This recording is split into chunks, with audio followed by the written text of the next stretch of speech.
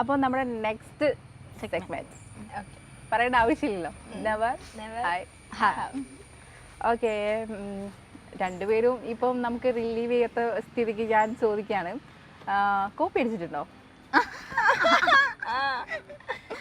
ഞങ്ങള് തമ്മിൽ കോപ്പി അടിച്ചിട്ടുണ്ട്. പിന്നെ പേപ്പർ ഒന്നും എഴുതിയിട്ടൊന്നും എപ്പോഴും ഇരിക്കുന്ന ഒരു ബെഞ്ചിന്റെ ഏറ്റവും അപ്പൊ ഇങ്ങനെ ചോദിക്കും ലച്ചു അങ്ങനെ ചോദിക്കും. പിന്നെ ബാക്കിലിരിക്കുന്ന ഫ്രണ്ട്സിന്റെ അടുത്തൊക്കെ ചോദിക്കും. ഓക്കെ, അല്ല എക്സാമിന്റെ മാർക്കൊക്കെ ഏകദേശം ഞങ്ങൾക്ക് 10th മാർക്ക് എല്ലാം സെയിം ആയിരുന്നു. അതായത് A+ എന്തിനൊക്കെയായിരുന്നു എനിക്ക് A+ അതേപോലെ തന്നെ ആയിരുന്നു. പൈസ എടുത്ത് മേടിച്ചാണോ?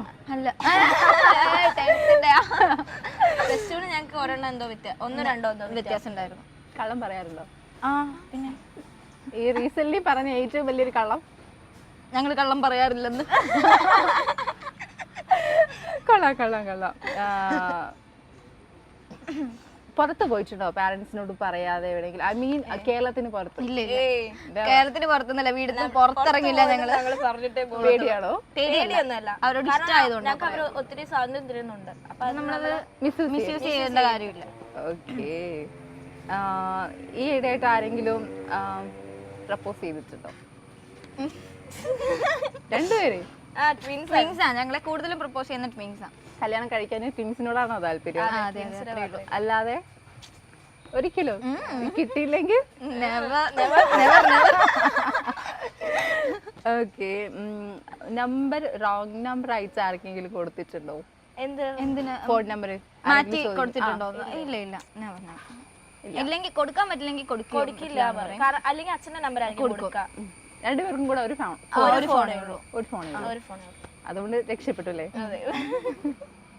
ആരെങ്കിലും വേർപ്പിച്ചിട്ടുണ്ടോ?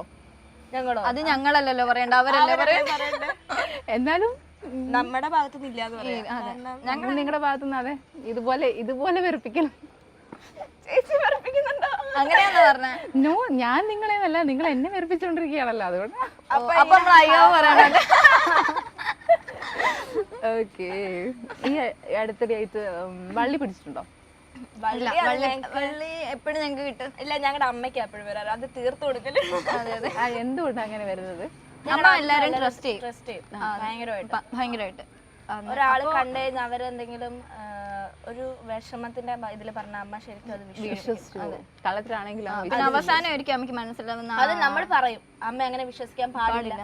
അത് എന്തെങ്കിലും ഒരു ഇൻസിഡന്റ് ഉണ്ടായാൽ മാത്രമേ അത് വിശ്വസിക്കുള്ളൂ. എന്നാലും വിശ്വസിക്കത്തില്ല. ഇല്ല, ഉണ്ടാവുകയാണെങ്കിൽ അത് അവരുടെ അടുത്ത് പറയത്തുമില്ല. ഞാൻ അറിഞ്ഞു എന്ന് പറയത്തുമില്ല. ആരോടെങ്കിലും അങ്ങോട്ടേക്ക് ക്രഷ് തോന്നിയിട്ടുണ്ടോ? ക്രഷ് പിന്നെ ട്വിൻസിനോടൊക്കെ തോന്നിയിട്ടുണ്ട്. കാണുന്ന എല്ലാ ട്വിൻസിനോട് അങ്ങനെ ഇല്ല, അങ്ങനെയല്ല. സ്പോട്ടില് പ്രണയം അങ്ങനെയല്ല.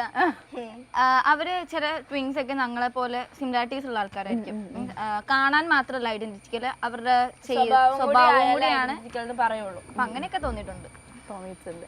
ഇപ്പൊ ബൈക്കിലൊക്കെ പോകുമ്പോ പോലീസ് കൈ കാണിച്ച് പിടിച്ചിട്ട് ഫൈൻ അടക്കേണ്ട അവസ്ഥ വന്നിട്ടുണ്ടായിരുന്നു?